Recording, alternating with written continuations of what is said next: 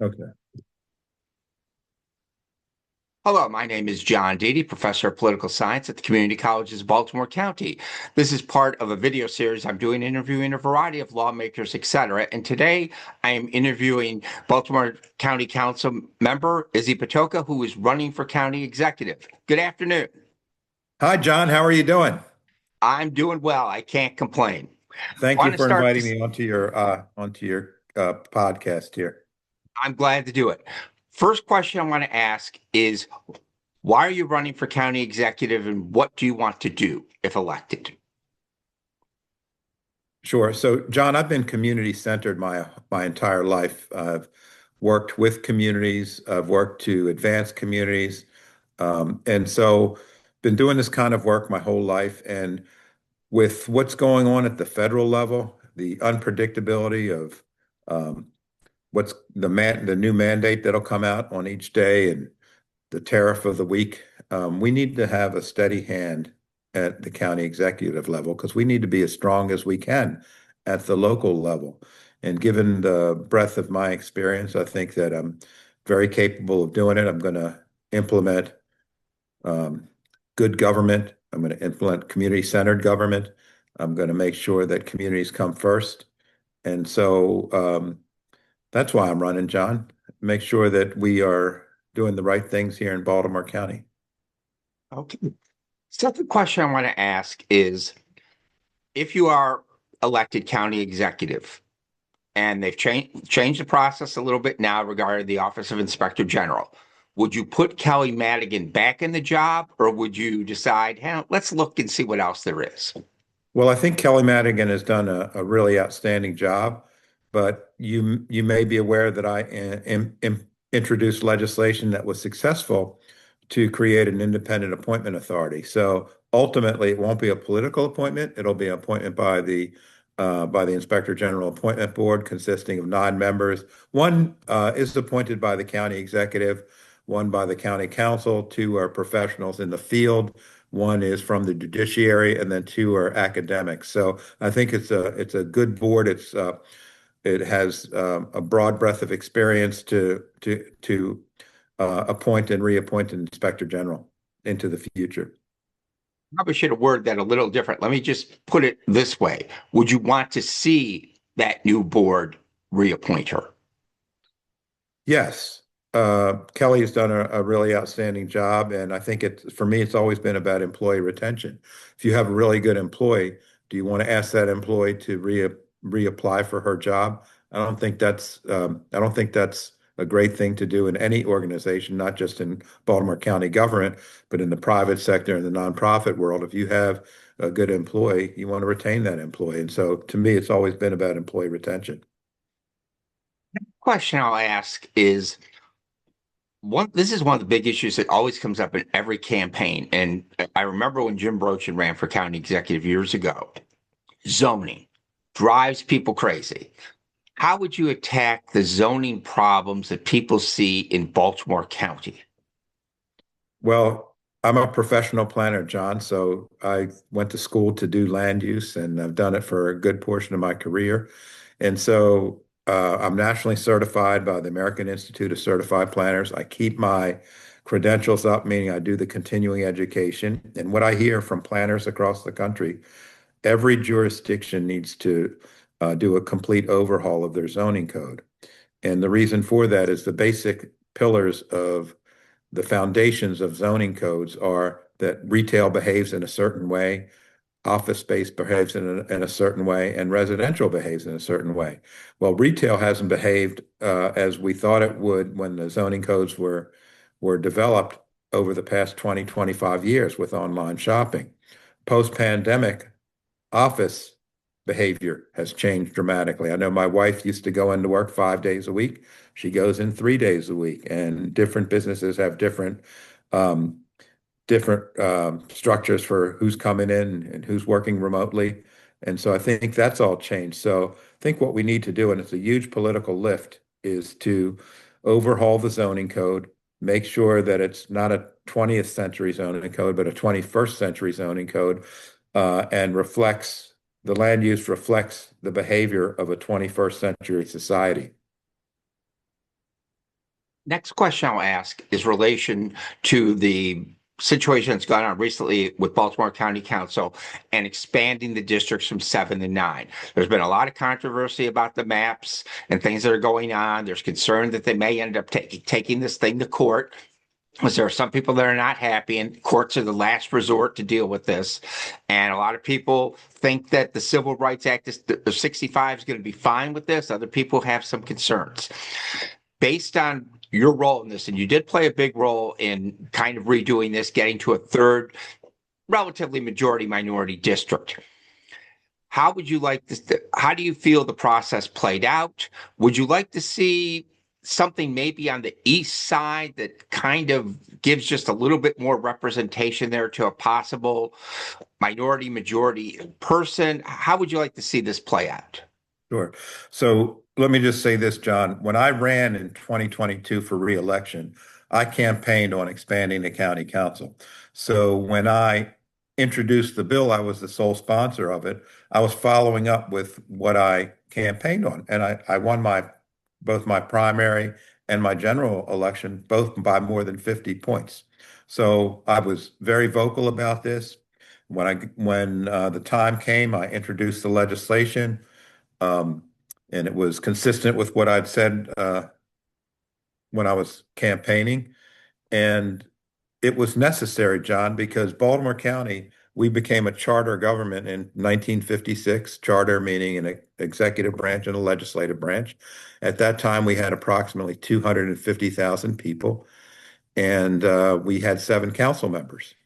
Imagine, and so now fast forward 70 years later in 2025, we have 850,000, approximately threefold what we had in when we became charter county, and we still have 7 council members.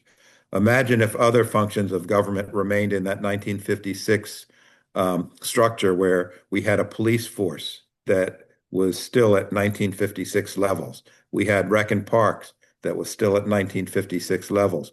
We had the fire department that was still at 1956 levels. We would not be a strong county. In fact, we might be a disaster of a county. And so this is true in representation. Now we have um, all men, 6 of the 7 are white. It's not everybody won their election fair and square. I'm not suggesting anything other than that. Um, but we need uh, the our elected officials to reflect the demographics of Baltimore County. So how do we do that? We create opportunity. And so this bill said we had a work group that looked at different iterations of how many members we should have. They came up with adding 2 additional members. Um, and then they also allowed for, they weren't considering the map, but we submitted the expansion of the council to the voters. It won overwhelmingly, so it wasn't like a really close vote. And then we had a map attached with that bill, but then we also said, hey, we can make a better map in the next year. And that's what we did. We had a redistricting commission. They came up with, they had lots and lots of public hearings. They came up with several iterations. They submitted an iteration to the council. Our initial response to that was having a map that was, I guess, dubbed the Woodlawn approach.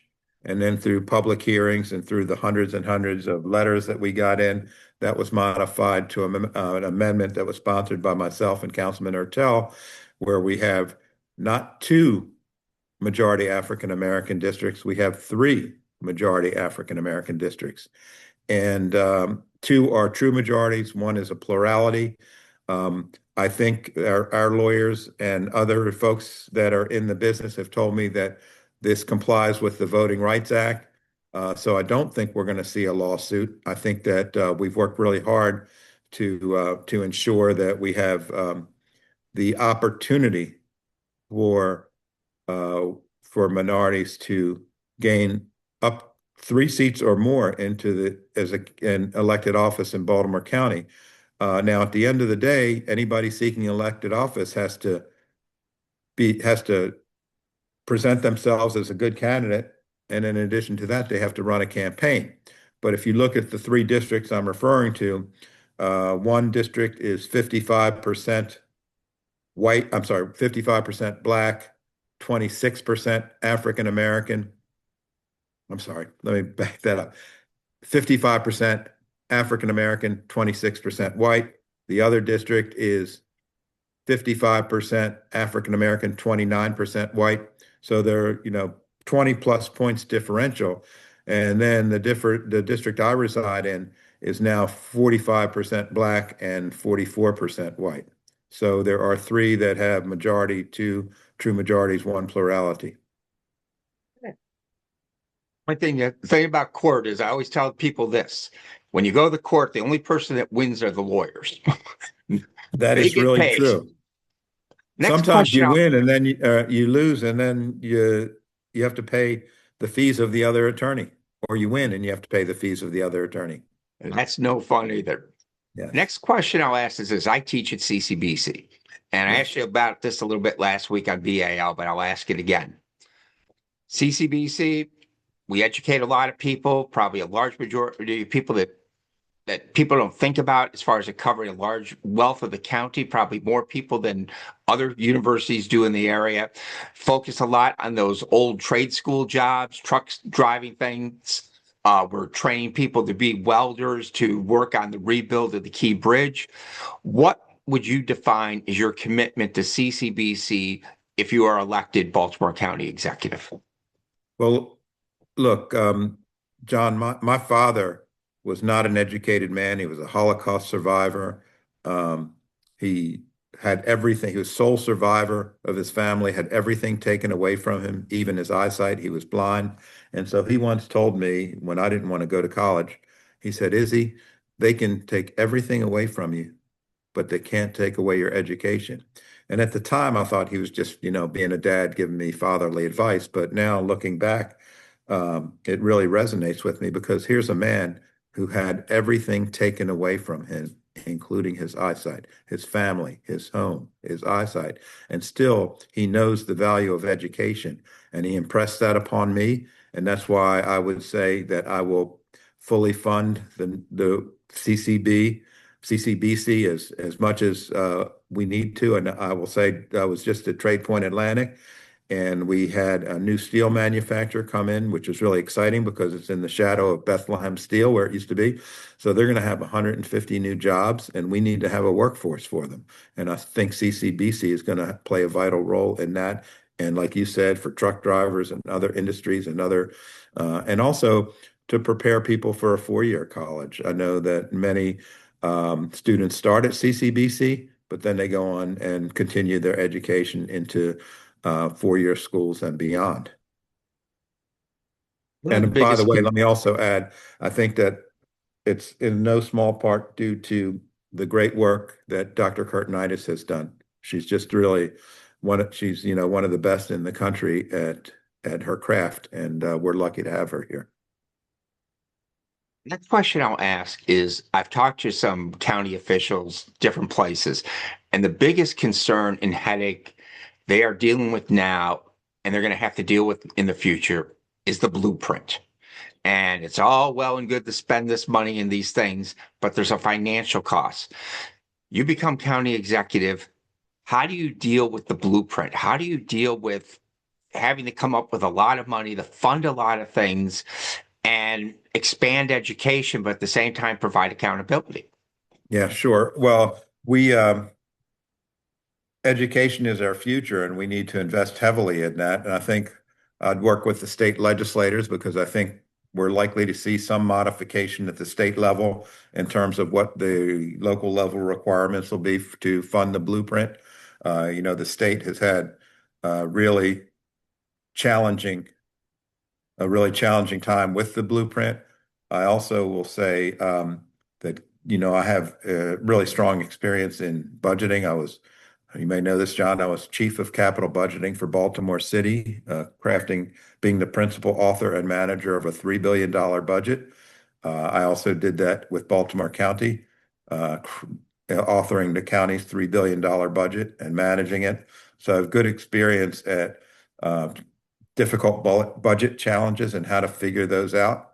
And it's not hypothetical or theoretical, it's practical experience. I put pen to paper on this. I'm a good fiscal steward, and I think working with our state legislators will at least come up with some level that was affordable to the local levels and to the state as well. Okay. Next question I'm going to ask has no direct Baltimore County relationship as far as an issue, but I think it's important. Last week, conservative activist Charlie Kirk is killed. And the political rhetoric people have talked about a lot this week as far as what is going on, what is happening. As an elected official and as a citizen in general, and what can we do to lower this temperature that seems so hot? Because after he was killed, the rhetoric was extremely outrageous on both sides. And a lot of people are concerned that we're going down a road that's not a very good place. Well, violence is unacceptable, full stop. And at no time should we elevate hate speech. And even if you don't like it, we should never get violent with it. I have one blogger on social media that goes after me every at least every day or every other day. And it's really, it's fictitious. It's really awful information. But I would never, I just let it go, even though it's certainly bothersome.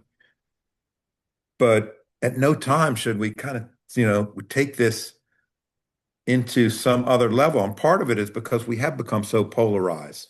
And we need to kind of go back to the September 12th mentality of this country when we were so galvanized. September 11th, 2001 was a horrible day for this country, but September 12th of 2001 was a galvanizing day for this country. And so that's where we need to be, where we're as one country, arm in arm, walking in lockstep. And I believe we should be walking in lockstep against hate. And I'm just going to say this, no reflection to Charlie Kirk, but just in terms of the vitriol that we hear in other circumstances, if we hear it coming from the leader of the free world, this kind of vitriol, then we're all going to say, okay, that's enabling me. I'm okay with it. That's what people will say, but it's not okay. Hate speech is never okay. And even if it's coming out of the top levels of government, it's not okay. It's not cool. People ask questions, I'll ask. One of the issues that people have talked about recently is Baltimore County has been losing population. How do you bring people back into Baltimore County to say, I want to make this my home? Well, a couple of things. One is we have to offer good quality of life. We have to offer a good school system. Baltimore County has been, um, we've been, in terms of how we provide seats to our school children, we've been more third world nation like than first world nation like. And what do I mean by that? So Baltimore County, before my bill to my adequate public facilities ordinance bill, you could shove 115 students into 100 seats. That's not a quality education. People won't want to move to Baltimore County if their child has 0.85 seat, has to sit on 0.85 of a seat of a chair, not a full chair for that student.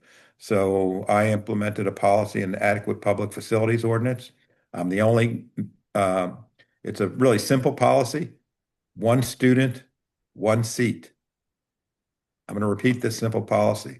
One student, one seat. I was the only council member that's running for county executive that supported this one student, one seat philosophy. And so education is a huge land use factor, in my opinion. People will move to Baltimore County if they feel their kid is going to get a quality education. Secondarily, the other thing related to how we are as a county is we're a beautiful county. And the reason we're a beautiful county is because we have an urban, suburban, and rural character to our county. It's a beautiful layered structure. The beauty is layered in terms of our urban qualities, our suburban qualities, and our rural qualities. If we start to, there's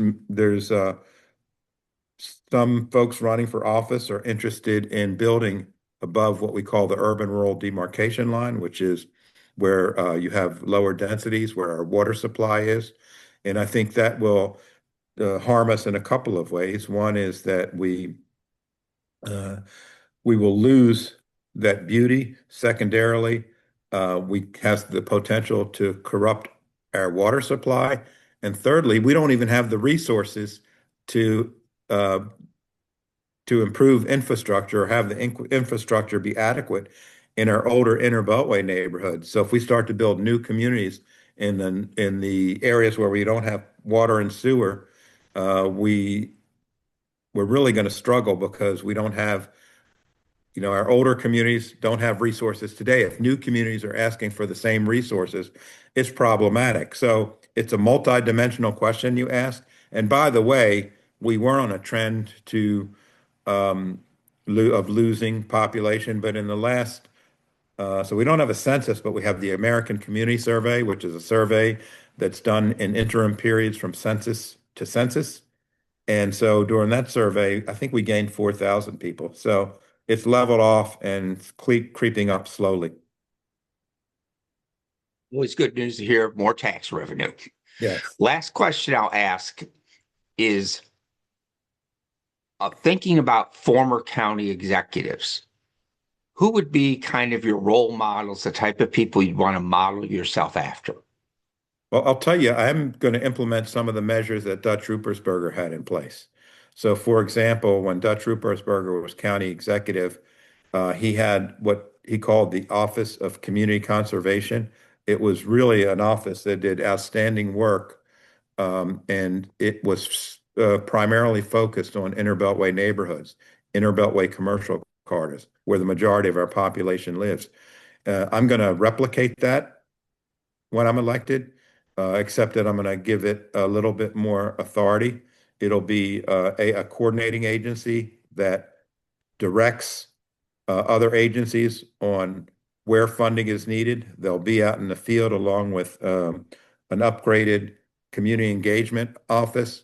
The community engagement office and the community of conservation office will be highly influential in determining the budget because, John, I think you know that you can say anything you want, and if you don't put it in the budget, it's just rhetoric. Right. The best way to implement your public policy is to put it in the budget. That's how you articulate public policy. Otherwise, it's just talk. And so I want a public policy to be putting communities first and having decisions being made by needs in the community, not the needs that we think the community has in the four walls of our office in Towson. So it's going to be a decentralization of county government where um, good government, good public policy, the idea of communities first will reside at a high level in terms of priority and a high level in terms of decision making. And those needs are going to be considered at the highest level of priority. It's something we've gotten away from, and we need to get back to what do our communities need? And so that's everything. When I'm county executive, um, the driving pillars will be good governance, good government, good public policy, communities first. Those are the driving themes, and I have very specific ideas in terms of how to implement it. Um, so those are my ideas in terms of how to initiate that. Okay. I want to thank you again for your time, and I appreciate this a great deal and wish you well on the campaign trail. Thank you so much, John. Thank you for inviting me. You're welcome.